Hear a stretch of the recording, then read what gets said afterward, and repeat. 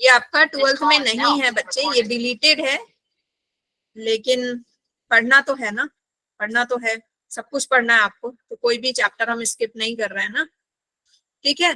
इसके बाद ये वाला चैप्टर बहुत छोटा सा है, तो इसके बाद फिर मैं बायोटेक्नोलॉजी का रिवीजन करवाऊंगी आप लोगों को, ठीक है। जो कुछ भी छूटा होगा और डिटेल में हम पढ़ेंगे उसको। ऐसे बायोटेक मैंने अच्छे से पढ़ा रखा है आप लोगों को, लेकिन फिर भी स्टिल, ठीक है। चलो, तो ये चैप्टर लिखने के लिए आप कॉपी पेन रख लो, बुक में तो नहीं दी है, तो कॉपी पेन रखो साथ में, ठीक है, कॉपी पेन रखो। तो हम पढ़ रहे हैं चैप्टर 9। सभी बच्चे थोड़ी देर बाद ना मैं आप लोगों का माइक ऑन कर दूंगी थोड़ी देर के लिए, क्योंकि अभी बच्चे ज्वाइन होंगे, गुड इवनिंग करेंगे, ठीक है, इसीलिए। तो चैप्टर 9 पढ़ रहे हैं हम, strategies for enhancement in food production, मतलब जो फूड हम प्रोड्यूस कर रहे हैं उसको बढ़ाने के लिए हम क्या क्या स्ट्रेटजीज अपना सकते हैं, क्या क्या कर सकते हैं। देखो बच्चे, आजकल सब कुछ एग्रीकल्चर की तरफ बहुत ज्यादा बढ़ रहा है। जैसे मैंने आपको बताया ना कि बहुत सारे आईएएस ऐसे हैं और कुछ डॉक्टर्स ऐसे हैं जो क्या करते हैं कि भाई आईएएस वगैरह कर ली, उसके बाद पता चला कि वो ऑर्गेनिक फार्मिंग की तरफ चले गए, क्योंकि आजकल इसका क्रेज बहुत है, ऑर्गेनिक फार्मिंग का क्रेज बहुत है। या फिर नेचुरली भी हर कोई अब ये चाहता है ना कि गांव में एक ऐसी जमीन रखे जहां पे कभी रिलैक्स होने के लिए हम जाएं, वहां पे अपने अपने घर का उगा हुआ टमाटर, हाँ, कि टमाटर कितना भी महंगा हो, घर में हम अच्छा टमाटर खाएं, हाँ, टमाटर अपने घर का, अपने घर की उगी हुई लौकी, ये सारी चीजें खाएं। तो घर में जब उगता है ना, तो बड़ा मजा आता है, घर में कभी उगाकर देखो। और सबसे अच्छी बात कि बुढ़ापे के लिए तो भाई सबसे अच्छा काम है, यह बिल्कुल आपके दोस्त बन जाते हैं, बहुत रिलैक्स करता है माइंड को। जो बच्चे गार्डनिंग करते हैं ना, उनको बहुत अच्छा फील होता होगा जब भी वो गार्डन में जाते होंगे, वो मतलब नेचर के साथ वो एक जो बॉन्डिंग बनती है ना, उसकी बात ही अलग होती है बच्चे, ठीक है। तो आप लोग को ये चीज एनसीईआरटी क्यों सिखाना चाहती है, अब तो नहीं सिखाना चाहती है, लेकिन इसके पीछे रीजन यही है बच्चे कि आपको ये सारी छोटी छोटी चीजें पता होनी चाहिए। ऐसा नहीं कि आप गए गांव गए, आपको कुछ पता ही नहीं है। मतलब वो एक नेता है ना, मैं नाम नहीं लूंगी, उनका वाला हाल हो गया, हाँ, उनका वाला हाल हो गया कि भाई आलू डाल रहे हैं, गोभी निकल रहा है, उनके अनुसार आलू की खेती की है और निकल रहा है क्या, गोभी, है ना। तो वो वाला हाल हो गया, समझ गए।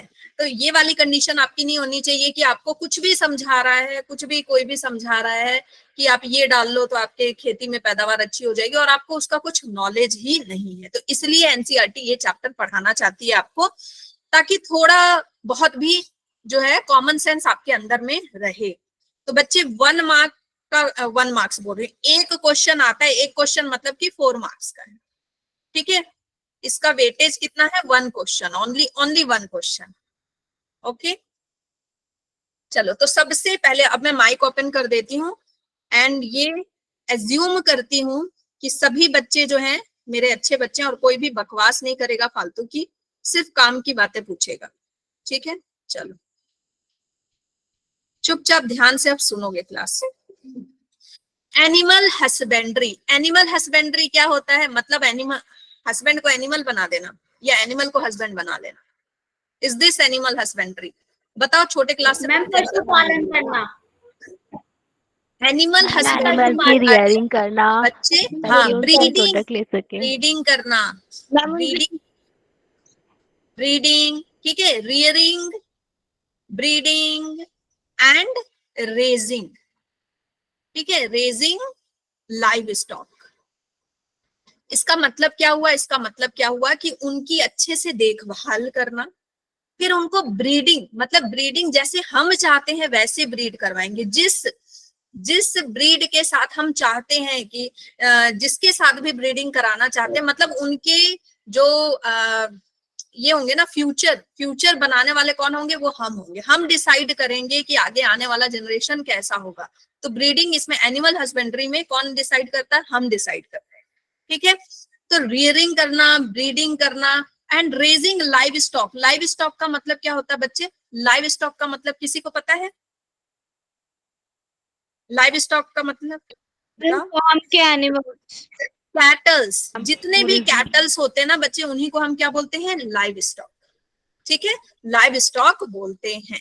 ओके, तो एनिमल हस्बेंड्री का मतलब कोई भी बच्चा कभी लिख के नहीं आएगा कि एनिमल को हस्बैंड बनाना या हस्बैंड को एनिमल बनाना, ऐसा कुछ भी नहीं होता है। एनिमल हस्बेंड्री, बच्चे हस्बैंड का मतलब पता है क्या होता है? हस्बैंड का मतलब एक बुक में मैंने पढ़ा था, हस्बैंड का मतलब होता है पेशेंट, ठीक है, पेशेंट। तो हस्बेंड्री का मतलब हो गया कि देखभाल करना, ठीक है, उस एनिमल की देखभाल करना, समझ गए? जो पेशेंट बॉडी गार्ड, करना, बहुत अच्छे से ख्याल रखना उसका, केयर टेकर। ठीक है। सो इट डील्स विथ, इसमें होता क्या है, केयर करते हैं, रेजिंग करते हैं, ब्रीडिंग करवाते हैं, like buffalo, cow, pigs, horse. Cattle में कौन कौन आ जाता है बच्चे? काउ, बफेलो, पिग्स, हॉर्स, ठीक है। फिर आपका कौन आ जाएगा? कैट्स आ जाएंगे, शीप्स आ जाएंगे, कैमल, गोट, है ना, और हेन आ जाएंगे, ये सभी आ जाएंगे आपके। फिश आ जाएंगे, ये सभी किस में आ जाएंगे? एनिमल हस्बेंड्री में। एनिमल हस्बेंड्री का मतलब ये सिर्फ गाय नहीं है, एनिमल हस्बेंड्री का मतलब आपकी ये पोल्ट्री फार्मिंग तो होगी ही, साथ में फिश फार्मिंग भी होगी, पिस्कीकल्चर भी होगा, है ना, और आपका बी कल्चर भी होगा, जिसको एपीकल्चर बोलते हैं। सब कुछ एनिमल हस्बेंड्री के अंदर ही आएगा, ठीक है। तो एनसीईआरटी आपकी बोलती है लाइव स्टॉक पॉपुलेशन 70% बच्चे, लाइव स्टॉक का पॉपुलेशन कहाँ पे है? इंडिया एंड चाइना में। इंडिया और चाइना जो पूरे लाइव स्टॉक मतलब कैटल्स का, इंडिया और चाइना दोनों में मिला के सबसे ज्यादा जो है लाइव स्टॉक का पॉपुलेशन है, कैटल्स का पॉपुलेशन है। मतलब इंडिया और चाइना में जाओगे तो हर जगह तुम लोग को क्या मिलेंगे?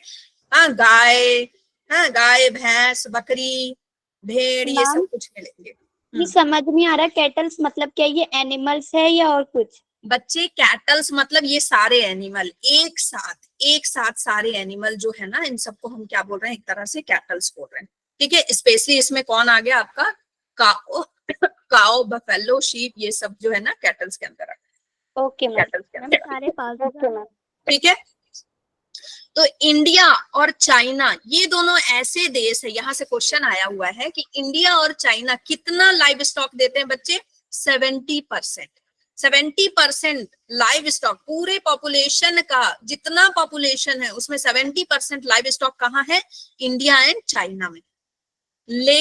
लेकिन वो कितना प्रोड्यूस करते हैं? फार्म कितना प्रोड्यूस करते हैं? उससे प्रोडक्ट कितना मिल रहा है? सिर्फ और सिर्फ 25%। ये कितना गलत है ना। मतलब हमने इतनी पॉपुलेशन बढ़ा के तो रखी, लेकिन मिल रहा है कितना? सिर्फ 25%। तो हमको इसके लिए क्या करनी पड़ेगी? फिर क्या समझ में आया? हमको कुछ टेक्नोलॉजी अपनानी पड़ेगी, हमको कुछ अच्छा करना पड़ेगा। New technology practice for breeding and improvement in quality of produce is required, ठीक है, इसकी जरूरत है। तो हम क्या करेंगे? सबसे पहले गांव गए तुम, ठीक है, तुम गांव गए और आपको पता है आजकल वेटरनरी डॉक्टर्स का बहुत ज्यादा क्रेज है। पता है क्यों? पता है क्यों? क्यों क्रेज है भाई? जिस डॉग को आदि मानव ने अपना ये बनाया था ना, पालतू बनाया था सबसे पहले, सबसे पहले उसी पे अत्याचार शुरू हुआ था बच्चे, डॉग पे। अब उसके दिन बदल गए हैं। अब देखो डॉग्स जो है घर में डाइनिंग टेबल पे बैठेगा, बेड पे सोएगा, कार में घूमेगा, और जो घर के लोग हैं घर के लोग बाहर, हाँ, घर के लोग बाहर। तो उसका दिन आ गया ना। पहले भाई उसी से अत्याचार शुरू हुआ था। भाई पृथ्वी गोल है, समय का पहिया। अब देखो, मतलब कुत्ते नहीं बोलना चाहिए, डॉग्स के लिए, पपीज के लिए लोग क्या क्या नहीं करते, हाँ, अपने डॉग्स के लिए। तो आजकल बहुत ज्यादा क्रेज है। इंसानों को रखने से ज्यादा लोग अब किसको रखना पसंद करते हैं? डॉग्स को, कैट्स को, है ना, इन सबको रखना पसंद करते हैं। और इनके लिए अब देखो मॉल भी बनने लगे हैं, मॉल में शॉप वगैरह होते हैं इनके फूड को लेकर के, हाँ, फिर फिश को रखना, ये सब आजकल चलन हो गया बच्चे। तो आजकल ये जो डॉक्टर्स है ना, इनकी डिमांड बढ़ गई, ठीक।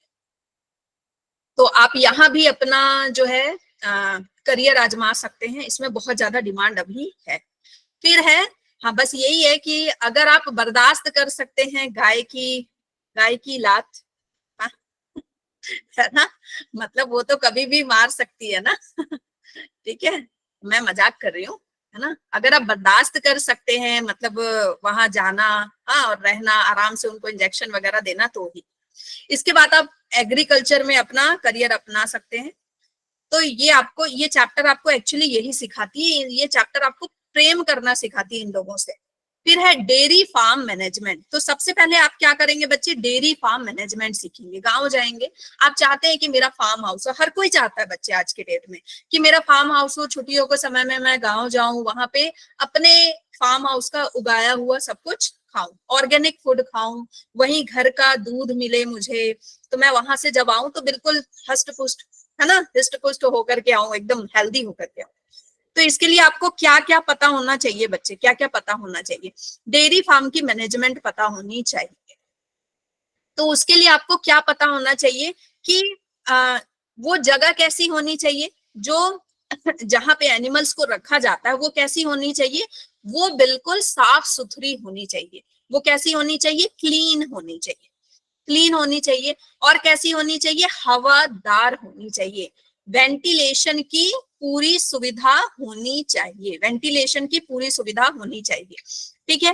फिर रेजिस्टेंट टू डिजीज होना चाहिए वो जो जगह है। Quality and quantity of fodder, जो भी आप उनको खाना दे रहे हो किसी ने मिर्च जला दिया है, quality and quantity of fodder, जो आप उनको खाना दे रहे हो उसकी क्वालिटी भी अच्छी होनी चाहिए और क्वांटिटी भी अच्छी होनी चाहिए, ठीक है। आपको एक भैंस के बारे में पता है, एक भैंस है ना जो मतलब 2-3 साल पहले आया था, जो बहुत महंगा बिका था बच्चे।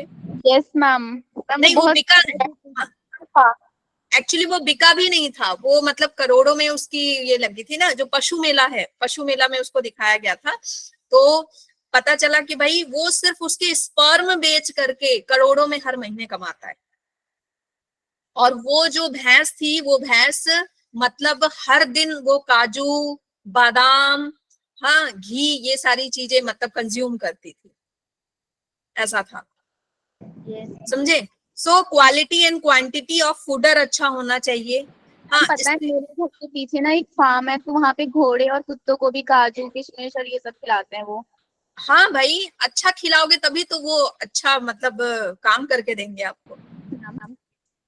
अब इतने प्यारे प्यारे हॉर्स होते हैं, इतने उनकी फिर सिल्की सी क्लीनिनेस अच्छा होना चाहिए, हाइजीन अच्छा होना चाहिए। अच्छा, आपको एक बात पता है कि कभी भी जब आपको बात की जाती है तो हॉर्स पावर की बात क्यों की जाती है, कभी भी मतलब एलिफेंट पावर की बात क्यों नहीं की जाती है? मैम उनमें पावर ज्यादा होती है। हाँ बताओ, एलिफेंट तो ज्यादा ज्यादा तगड़ा है ना, तो एलिफेंट मैम पावर हॉर्स फुर्तीले होते हैं ना, इसलिए मैम उसका वो मांस से बड़ा है, बस पावर फुर्तीले भी ज्यादा होती होते है हैं उसमें इसलिए। ज्यादा। मैम और फास्ट जो होते हॉर्स है हैं। वो बहुत एक्टिव होता है, मैम उसकी स्पीड स्पीड ज्यादा है, ज्यादा कम लेता है, एक मैं तो बताती वो हूँ, मैं ज्यादा काम बताती कर हूँ। पाता है। हाँ, वो काम वाम तो सही है, लेकिन मैं बताती हूँ, देखो हॉर्स के साथ क्या कहानी है बच्चे, कि हॉर्स को कभी भी ना आप बैठे हुए नहीं देखोगे, कभी भी। हॉर्स यस तभी मैम। बैठता है जब वो यस बीमार हो मैम। जाता है ना।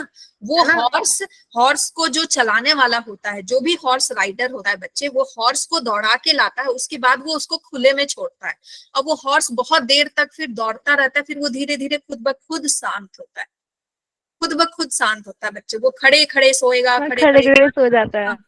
लेकिन वो कभी भी बैठता नहीं है, वो कभी भी बैठता नहीं है। वो बीमार होगा तो यूं पूरा लेट जाएगा, लेकिन वो कभी बैठता नहीं है, क्योंकि अगर वो बैठ गया तो मतलब समझ लो कि अब वो शायद मरने वाला है, समझ गए।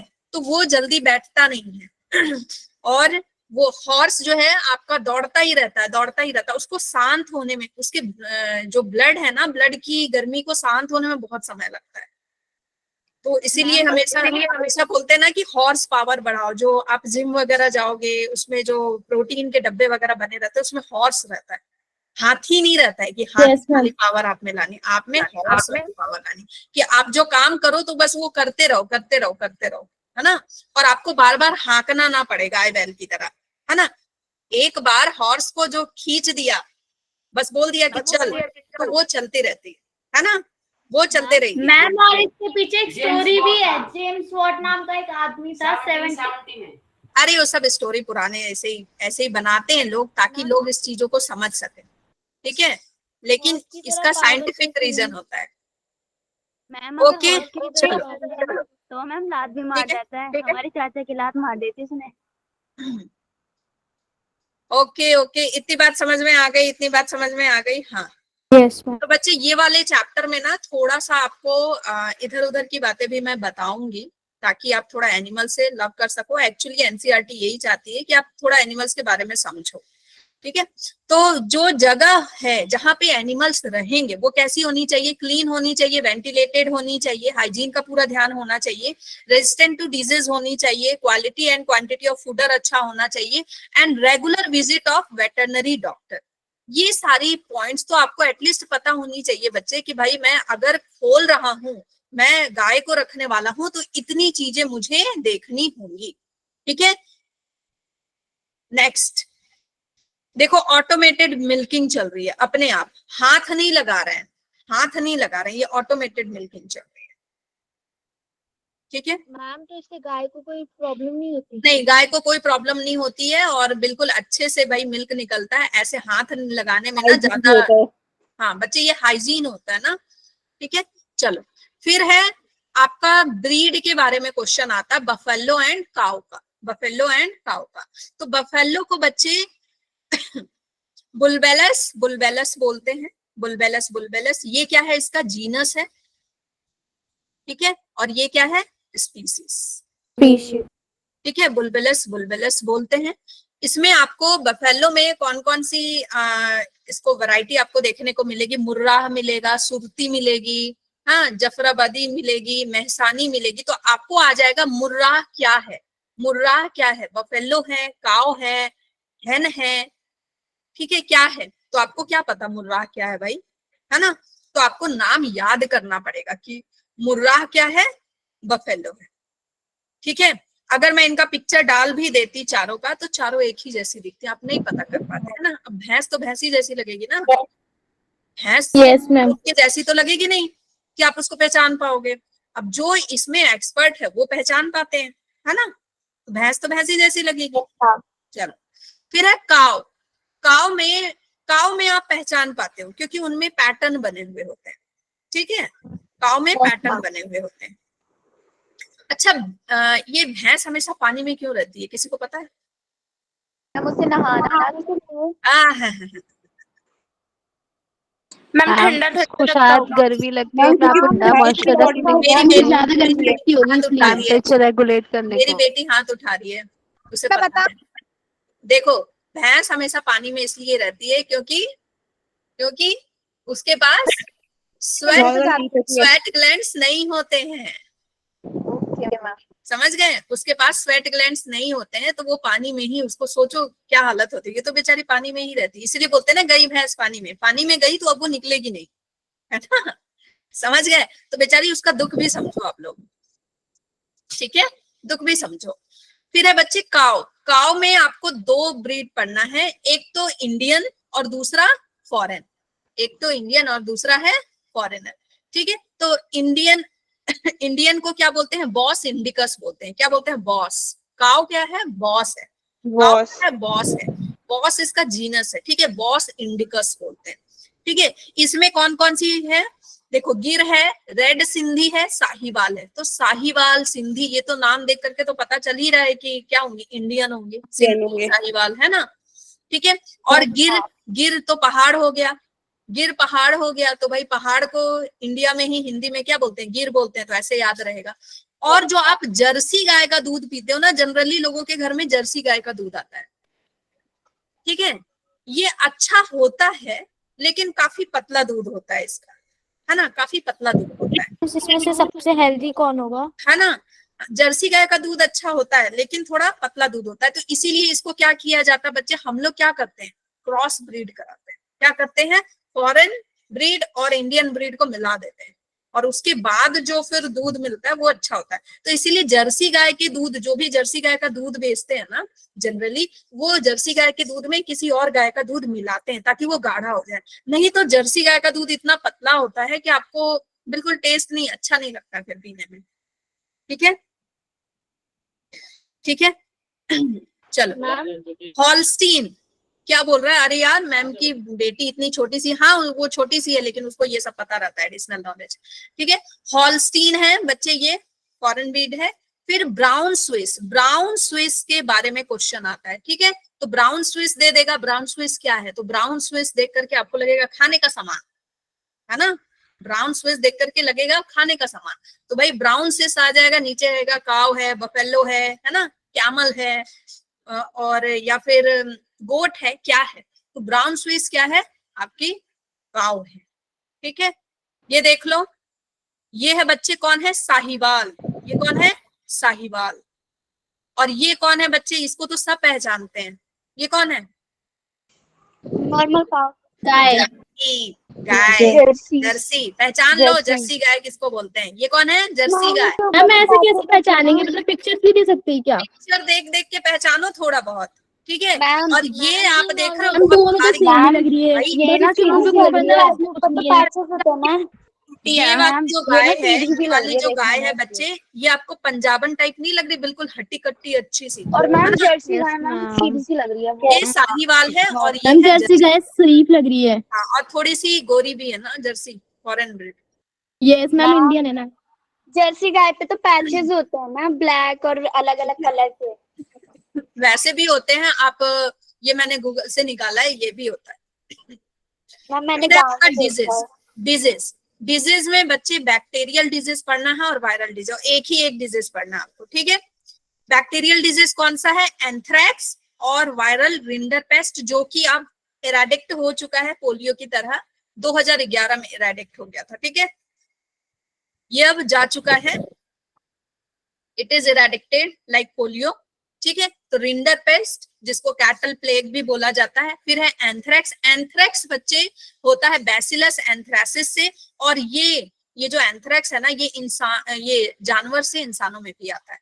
बिल्कुल मतलब बहुत बड़े बड़े घाव से हो जाते हैं हाथ में, केरला में बहुत देखने को मैम मिला। ये काऊ से ही होता है ये भी। हाँ, काउ से, ये किसमें जाता है, काउ से, cow to human, cow to human. अगर काउ को है, उसके यहाँ पे ना बिल्कुल घाव घाव सा होगा, पूरे ऊंड से होंगे, उसके बॉडी में ऊंड से होंगे, एंड फीवर आता है। फिर उसके बाद मतलब थोड़ा अजीब सा बिहेवियर हो जाता है मैम ये काऊ वही का। है मैड काउ डिसीज। ठीक है, नहीं नहीं मैड काउ नहीं है। ठीक है, तो इसमें फीवर वगैरह आता है, थोड़ा सा वो अनकॉन्शियस सा फील करती है, एपेटाइट खत्म हो जाता है, और ये ह्यूमन में भी जाता है। तो ये केरला में बहुत ज्यादा देखने को मिलता है। ठीक है, फिर अब आ जाते हैं हम पोल्ट्री फार्म में। ठीक है, पोल्ट्री फार्म में, ओके, अभी सावन चल रहा है ना? सावन चल रहा है कंट्रोल ना? चल रहा है मैम, हाँ, अभी अभी कंट्रोल कंट्रोल चल रहा है।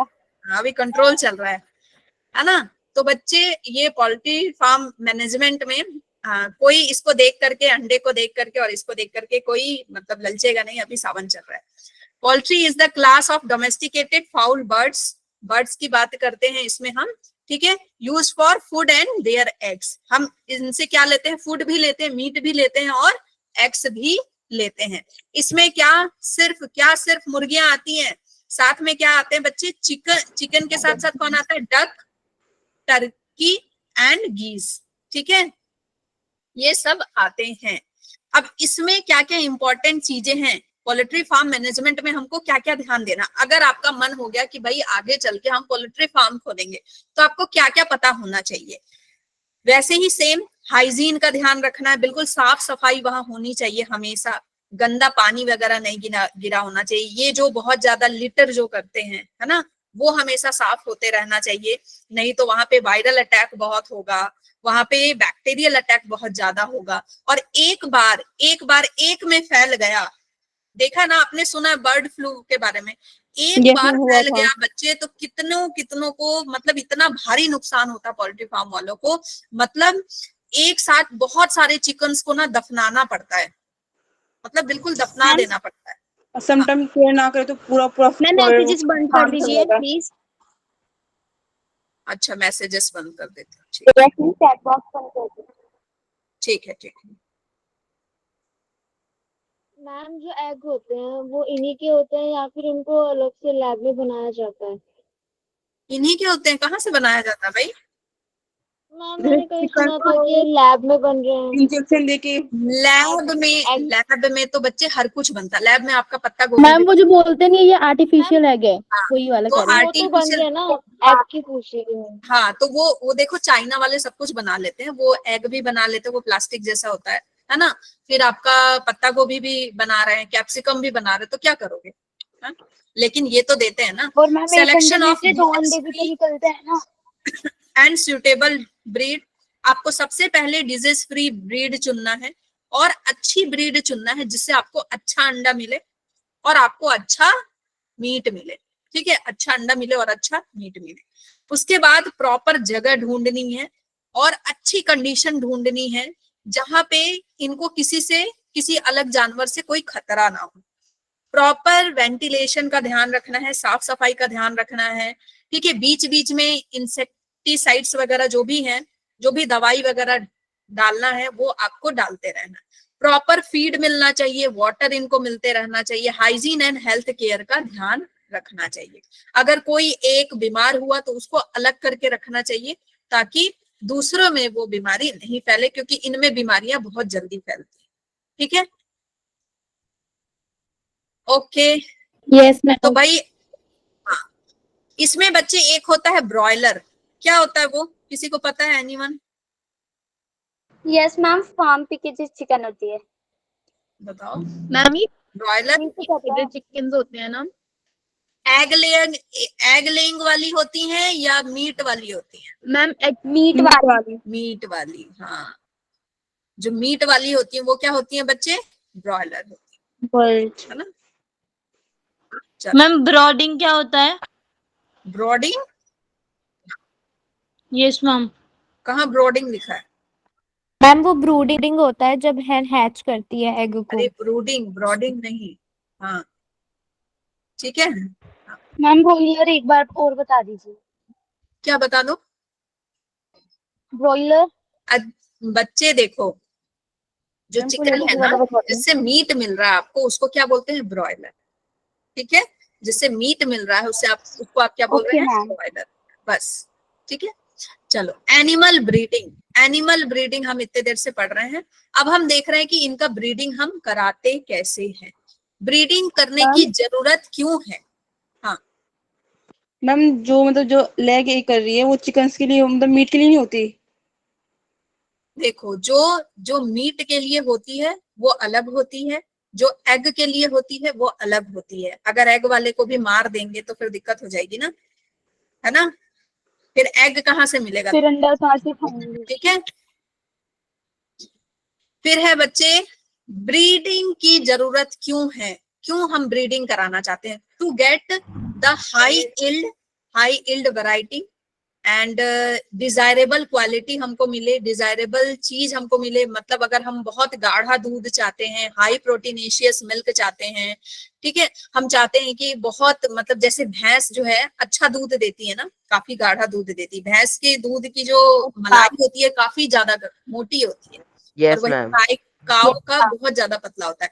तो काव में भी कुछ ब्रीड ऐसी होती है जो डिजीज रेजिस्टेंट होती है, किसी का मिल्क बहुत अच्छा होता है, लैक्ट एल्बुमिन होता है, किसी के मिल्क में बहुत ज्यादा अच्छी होती है। तो हम लोग क्या करते हैं? क्रॉस ब्रीड कराते हैं। ठीक है, तो ब्रीड क्या है? Group of animal related by descendant similar in most character like general appearance. किसका ब्रीड करा सकते हैं हम? किसका ब्रीड करा सकते हैं? एक तो सेम स्पीसीज होनी चाहिए। सेम स्पीसीज के साथ क्या होना चाहिए? उनका general appearance, feature, size, configuration, मतलब मॉर्फोलॉजी एक तरह से क्या होना चाहिए?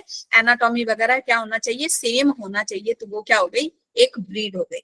अब ब्रीड देखो, यहां से क्वेश्चन बनता है आपका, ये इंपॉर्टेंट पॉइंट अब शुरू हो गया। When breed in is between animals of the same breed is called in breeding. In breeding क्या हो गया बच्चे? जैसे इन ब्रीडिंग इंसानों में अगर कराए तो इन ब्रीडिंग डिप्रेशन होती है ना, सेम प्रजाति के लोगों से शादी, सेम प्रजाति के लोगों से शादी, है ना। तो लगातार अगर घर ही घर में अगर शादी होती गई तो क्या होता है? फिर इन ब्रीडिंग डिप्रेशन। जैसे मैंने आपको एग्जांपल बताया था कि पहले जो राजा महाराजा होते थे वो नहीं चाहते थे कि बाहर का किसी का ब्लड हमारे खानदान में आए और हमारा खानदान का खून गंदा हो। उनकी ये मतलब थिंकिंग थी। तो उसकी वजह से क्या हुआ, वो घर ही घर में शादी करते थे, घर ही घर में शादी करने की वजह से उनमें इनब्रीडिंग डिप्रेशन आ गया। तो इनब्रीडिंग का फायदा, इनब्रीडिंग का क्या, जिसमें जॉ आगे आ जाता था, हाँ जॉ आगे बताया था ना मैंने कि इसमें जॉ आगे आ गया, और आगे चल के ऐसा हो गया कि उनको खाने में दिक्कत होने लगी, उनको बोलने में दिक्कत होने लगी, और फिर कुछ समय बाद ही वो मरने लगे। ठीक है, इतना ज्यादा जॉ आगे आ गया। बहुत सारे ऐसे ट्राइबल्स होते हैं जो ऐसा करते हैं। तो इन ब्रीडिंग डिप्रेशन में, इन ब्रीडिंग का फायदा ये है कि प्योरिटी मिलती है, पूरा प्योर होता है, प्योरिटी मिलती है कि भाई जो हमको चाहिए वही पूरा का पूरा प्योर मिल रहा है, जनरेशन पूरी प्योर है। लेकिन आगे चल के जैसे ही 5-6 जनरेशन होगा, क्या आएगा, डिप्रेशन आना शुरू हो जाएगा। ठीक है, डिप्रेशन आना शुरू हो जाएगा। इसीलिए आप शायद मतलब हिंदुओं में सुने होंगे कि गोत्र वगैरह बना हुआ है, गोत्र वगैरह बना हुआ है कि भाई हमें भी सेम सेम में भी अगर जैसे मान लो कि भाई मिश्रा में शादी हो रही है ना, मान लो जैसे राजपूत में शादी हो रही है, तो उसमें भी ऐसा होता है कि भाई गोत्र नहीं मिलना चाहिए, क्योंकि उनको पहले के जमाने के लोगों को भी सोचो इतनी समझ थी कि अगर ऐसा करेंगे तो आगे क्या होगा, जो जनरेशन आएगी बच्चे नहीं होते, वो बोलते हैं। मैम गोत्र क्या होता है? वो अच्छी नहीं आएगी। बच्चे ये एक तरह का कास्ट में जैसे है ना बना दिया गया है कि भाई ये एक ही ब्रीड के लोग हैं, समझ गए, एक ही एंसेस्टर है इनके, तो ये लोग आपस में शादी नहीं कर सकते। साउथ में तो ऐसे होता है समझ कि गए? मामा से भी कर देते हैं, मामा के बच्चे से भी शादी कर देते हैं, फिर ये तो गलत है ना। मैम ऐसे ही तो कोरिया का भी पड़ोस रूल में है है, कि साउथ वहाँ इंडियन, शादी उन्होंने कर करा है। हाँ, तो बच्चे वो इसीलिए दिक्कत होती है ना, इसीलिए दिक्कत होती है जो अगर एक ही एक ब्रीड में करने से ना, और वो भी कुछ जनरेशन, एक बार में नहीं होता है, कुछ जनरेशन तक अगर ये चीजें लगातार चलती हैं तो धीरे धीरे प्योरिटी तो बढ़ती है, लेकिन उनमें इनब्रीडिंग डिप्रेशन देखने को मिलता है। ठीक है, उसके बाद के चांस बढ़ जाते हैं क्या, मैम, डिजीज के चांस भी तो बढ़ जाते हैं अगर सेम ब्रीड में कराते रहते हैं। हाँ तो वही इनब्रीडिंग डिप्रेशन का मतलब क्या आता है, वही इनब्रीडिंग डिप्रेशन का मतलब है कि जो भी रिसेसिव डिजीज है वो उसमें आ जाएगी, वो आगे जनरेशन में रिसेसिव डिजीज आना शुरू हो जाएगी। ऐसे रिसेसिव डिजीज क्या हो जाती है, स्टॉप हो जाती है। ठीक है, ऐसे रिसेसिव डिजीज आने के चांस नहीं रहते हैं, लेकिन जब हम इनब्रीडिंग डिप्रेशन ही करते जा रहे हैं, कभी कभी तो मुझे ऐसा लगता है कि ये जो चीजें चलती है ना कि शर्मा वाले शर्मा से ही करेंगे, हाँ मिश्रा वाले मिश्रा से ही करेंगे, आगे चल के हो सकता है ये भी मतलब इनब्रीडिंग डिप्रेशन ना बन जाए, समझ गए, है ना। इसीलिए बीच बीच में इंटरकास्ट मैरिज चलती है। फिर है बच्चे आउट ब्रीडिंग डिप्रेशन, फिर सॉरी आउट ब्रीडिंग डिप्रेशन नहीं, आउट ब्रीडिंग। ठीक है, wild crosses between different breeds are called outbreeding. ठीक है, मतलब अपनी जो ब्रीड है, जो एक जैसे अपीयरेंस वाले सभी हैं, उनको छोड़ करके भाई मैं किसी और से क्या कर रही है, शादी करवा रही है। ठीक है, जैसे गाय एक ही लोकेशन की सारी गाय हैं, है ना, और उनको किसी और मेल के साथ दूसरे मोहल्ले में, हाँ दूसरे मोहल्ले में, दूसरे जगह में क्या करा रहे हैं, मेटिंग करवा रहे हैं। ठीक है, ब्रीड करा रहे हैं, तो वो हो गई आउट ब्रीडिंग। ठीक है, वो क्या हो गई, out breeding. While cross between different breed, अलग अलग ब्रीड के साथ जो है ये करा रहे हैं, तो ये क्या हो गया, आउट ब्रीडिंग हो गया। ओके, ठीक है, फिर है इन ब्रीडिंग के बारे में थोड़ा डिटेल दिया हुआ है। Inbreeding refers to mating of more closely related individual, मतलब घर ही घर में। ठीक है, closely related within the same breed for 4 to 6 generation. मैंने क्या बोला कि कुछ जनरेशन होना चाहिए, स्टार्टिंग से कुछ नहीं, है ना, 4 से 6 जनरेशन अगर हो रहा है ना, तो ये क्या आती है कि पूरी की पूरी प्योरिटी उनमें आ जाती, पूरा का पूरा जीन जो है ना आ जाता है बच्चे में। The breeding strategy is as follow, superior males and superior female. किसको लिया जाएगा, जो सुपीरियर मेल है, सुपीरियर फीमेल, उस ब्रीड में जो सबसे बेस्ट मेल है उसको चुना जाएगा, जो सबसे बेस्ट फीमेल है उसको चुना जाएगा। ठीक है, उसको चुना जाएगा एंड देन फिर मेट कराया जाएगा सुपीरियर फीमेल। और देखो कभी कभी क्या होता है कि जैसे मैंने बताया था ना कि भाई स्पर्म वगैरह बिकता है, या फिर कोई जो है ना, कोई ऑक्स इतना मतलब अच्छा होता है, इतना अच्छा होता है, उसकी मिल्क का क्वालिटी, सॉरी मिल्क का क्वालिटी नहीं, मतलब उसकी स्पर्म की क्वालिटी इतनी अच्छी होती है। हाँ, तो उस तो क्या कराया जाता है, उसके ऑक्स की डिमांड इसलिए इतनी ज्यादा बढ़ जाती है कि वो गांव गांव जाकर के मेटिंग के लिए यूज किया जाता है। ठीक है, superior female is the cow और buffalo that produce more milk per lactation. Per lactation में कितना, बहुत ज्यादा मिल्क प्रोड्यूस करे, उसको सुपीरियर फीमेल बोलेंगे। सुपीरियर मेल किसको बोलेंगे, is the bull which give rise to superior progeny. ठीक है, which give rise to superior progeny. Inbreeding increase homozygosity, इससे होमोजाइगोसिटी बढ़ती है। होमोजाइगस समझ रहे हो ना, पढ़ाया हुआ है genetics, yes ma'am gene, gene है ना आपका, होमोजाइगोसिटी बढ़ती है। Continue breed in breeding, specially close in breeding, इसकी वजह से क्या होता है, फर्टिलिटी घटती जाती है एंड प्रोडक्टिविटी घटती जाती है, और फिर इन ब्रीडिंग डिप्रेशन होता है। इसलिए इन ब्रीडिंग को अवॉइड करना चाहिए ज्यादा समय तक। ठीक है, इन ब्रीडिंग सिंधी और सिंधी में करा दिया, तो ये जो डेवलप हुई ये प्योर लाइन ब्रीड है, ये भी सिंधी ही है, लेकिन आगे चल के इसकी फर्टिलिटी धीरे धीरे क्या हो जाएगी, घटती जाएगी, कम हो कम हो जाएगा। जाए। ठीक है, तो मतलब आपको लास्ट स्लाइड दिखा दो। सबको पहचानना है कौन कौन सी गाय है, क्या है, सबको पहचानना है आप लोग। गाँव जाओ तो कोई बेवकूफ ना बना दे। Yes ma'am.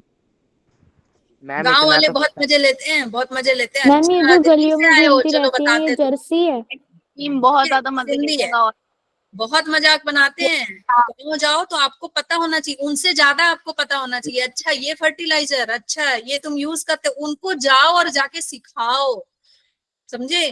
तुम जाओ भाई, क्यों पढ़े लिखे हो, क्यों पढ़ा रही है एनसीईआरटी तुमको, कि तुम जब जाओ गाँव तो उनको बताओ, क्योंकि वो पढ़े लिखे नहीं है, उनको जितनी अगल बगल से नॉलेज मिली है बस उतना ही जानते हैं। क्या नई टेक्नोलॉजी है, क्या चीजें हैं, तुम उनको जाकर के बताओ कि देखो मैं आया हूँ, मैं तुमको कुछ ज्ञान की बातें दे देता हूँ, क्या करने से क्या अच्छा होगा, समझ गए। तब देखो फिर गाँव में तुम्हारा रुतबा। हाँ, अरे वाह, चाहिए फ्री का ज्ञान देने की जरूरत नहीं है, यहाँ से निकलो। गांव में रुतबा बढ़ जाएगा बच्चे, ऐसा नहीं है। ज्ञान का जो है ना, ज्ञान सर्वत्र पूज्यते, राजा सर्वत्र ना पूज्यते, परंतु ज्ञान सर्वत्र पूज्यते। अरे वाह मैम। समझ गए? राजा, राजा मत बनो, ज्ञानी बनो। राजा बनने जाओगे वहां गांव वालों के पास, बोलेंगे पैसा दे दो अकाउंट में, दूर रहो, समझ गए, दूर रहो, पैसा दे दो। लेकिन अगर ज्ञान दोगे तो वहां भी पूछे जाओगे। Outbreeding is the breeding, outbreeding क्या है, outbreeding is the breeding of unrelated animals which may be between individual of same breed but having no common ancestor. Same breed हो सकता है लेकिन इनका कॉमन एंसेस्टर नहीं हो। जैसे जैसे जो नॉर्मल इंसानों की भी जो मैरिज चलती है ना, वो सेम ब्रीड में हो रही है, लेकिन कॉमन एंसेस्टर को अवॉइड किया जाता है। ये जो मैं गोत्र बोलती हूँ, अवॉइड किया जाता है कि भाई कॉमन एंसेस्टर नहीं होना चाहिए इनका, समझ गए। तो सेम एंसेस्टर नहीं होना चाहिए फॉर 4 to 6 जनरेशन, 4 से 6 जनरेशन तक सेम एंसेस्टर नहीं होना चाहिए। ठीक है, और बिटवीन द डिफरेंट ब्रीड और different species, different breed different species अलग बात हो गई है, ये बिल्कुल अलग बात है, यहां तक बस आपको जानना है। ठीक है, आउट क्रॉसिंग क्या होती है, आउट क्रॉसिंग क्या होती है, ठीक है। समझ गए। तो रेड सिंधी के साथ रेड सिंधी हो सकती है, लेकिन उनका एंसेस्टर सेम नहीं होना चाहिए। या फिर रेड सिंधी के साथ क्या है आपका जर्सी, सबसे अच्छा एग्जांपल। भाई दोनों का एंसेस्टर अलग है, क्योंकि ये क्या है फॉरेन ब्रीड है और ये क्या है इंडियन। ठीक है, तो ये हो गया आउट ब्रीडिंग, अपने देश से बाहर करा रहे हैं। भाई अपने देश में कराएंगे ही नहीं, बाहर करा रहे हैं, देश से बाहर। ठीक है, विदेशियों से शादी करा रहे हैं, विदेशियों से शादी। ठीक है, तो इससे और अच्छा प्रोडक्ट निकल के आएगा, और अच्छा प्रोडक्ट। Yes ma'am. हाँ, तो अब ये नहीं कि मतलब मैम ने ऐसा पढ़ाया है तो हम लव मैरिज करेंगे बाहर जाके जनरेशन अच्छी होगी, ऐसा नहीं, समझ गए। आउट क्रॉसिंग, आउट क्रॉसिंग ठीक है, ये आउट ब्रीडिंग पढ़ा है, आउट क्रॉसिंग पढ़ो। Out crossing, practice of mating of animal within same breed but having no common ancestor, ये भी क्या हो गया आपका आउट क्रॉसिंग हो गया।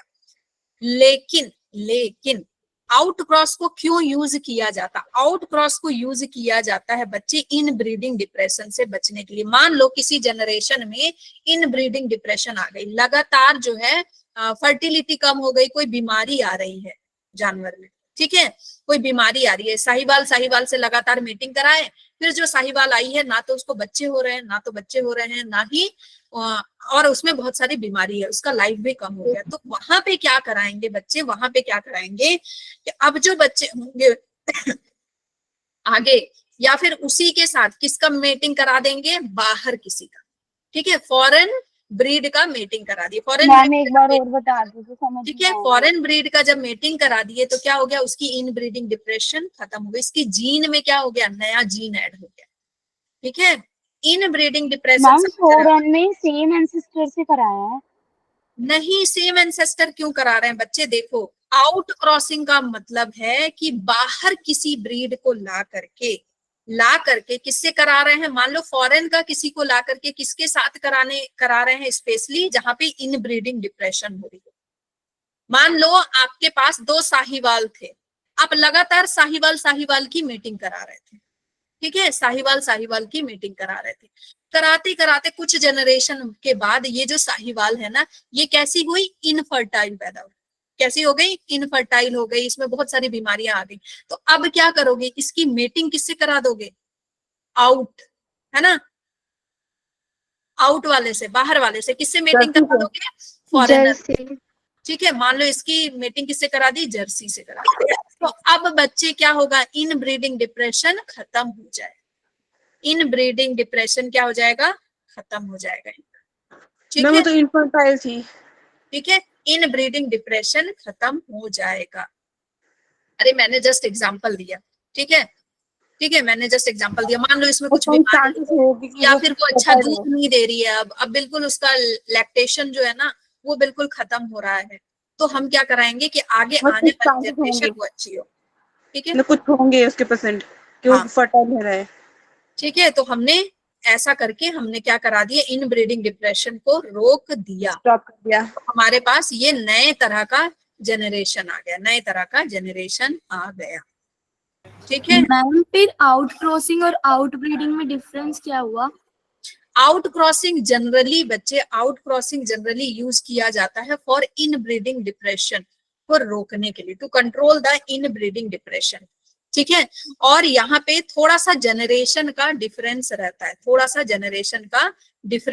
है, आउट ब्रीडिंग में अनरिलेटेड एनिमल है, बिल्कुल अनरिलेटेड एनिमल है, लेकिन यहाँ पे क्या है, रिलेटेड एनिमल हो सकते हैं, रिलेटेड, आउट क्रॉसिंग में रिलेटेड एनिमल हो सकते हैं, एक दूसरे से रिलेटेड हो सकते हैं, लेकिन उनका कॉमन एंसेस्टर नहीं हो। बहुत पतली लाइन है, मैं आपको ना नेक्स्ट क्लास में एक जगह पे सबको लिख के दूंगी और आपको मतलब कोई ट्रिक बता दूंगी जिससे आपको जो इनके बीच में जो पतली लाइनें है ना वो आपके दिमाग से मैम आउट में तो सेम ब्रीड थी, लेकिन क्रॉस ब्रीडिंग में डिफरेंट ब्रीड्स होते हैं।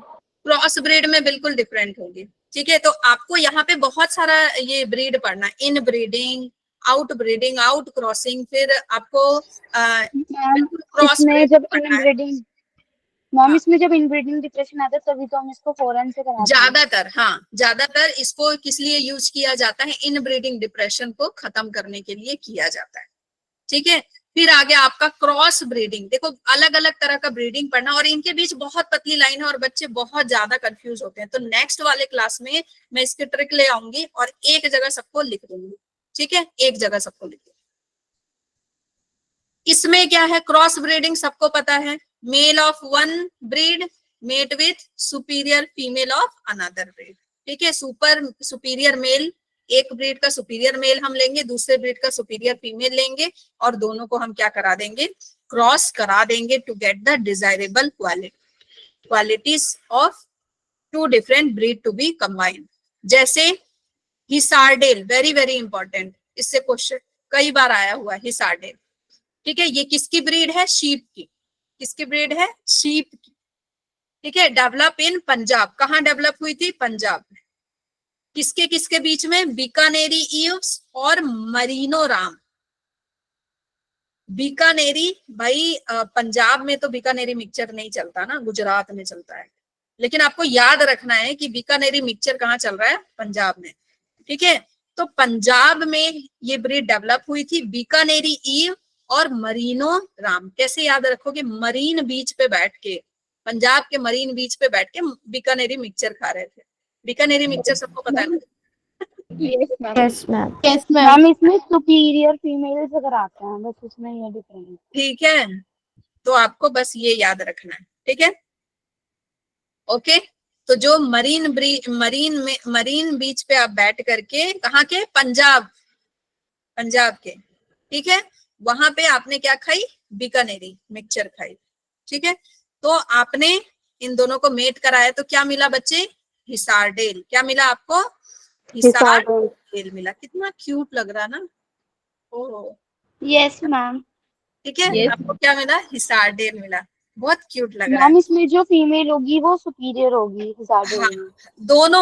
दोनों सुपीरियर। ये भी देखो मेल कितने ठाट से भाई सुपीरियर है। मरीनो रैम भी काफी क्यूट है। हाँ, सुपीरियर है। और ये भी एकदम बिल्कुल तन के हैं। सुपीरियर फीमेल है, superior male and superior female. और बच्चा बिल्कुल एकदम क्यूट सा। हाँ, देखो माँ बाप कैसे, बच्चा कितना क्यूट लग रहा है। बिल्कुल कलर भी अलग है इनका, इसका, है ना? हाँ, दोनों का मिक्स पैदा हुआ है, हाइब्रिड मैम न्यू वैरायटी आ गई। हाँ, न्यू वैरायटी आ गई। अब वहां पे क्या था? दोनों का मिक्स था बच्चे। जो वहां पे ब्रीड कर रहे थे उनमें क्या था? बिल्कुल मिक्स था। यहाँ पे थोड़ा सा वेरिएशन भी आएगा और नया वैरायटी आ गया, जो दोनों के कैरेक्टर लेकर के पैदा हुआ है। बड़ा प्यारा लग रहा है ना? हिसारडेल। Yes ma'am. ये तो आपको सबको पता है, inter yes ma'am. Interspecific hybridization. इसमें हम क्या करते हैं बच्चे? इसमें हम क्या करते हैं, है ना?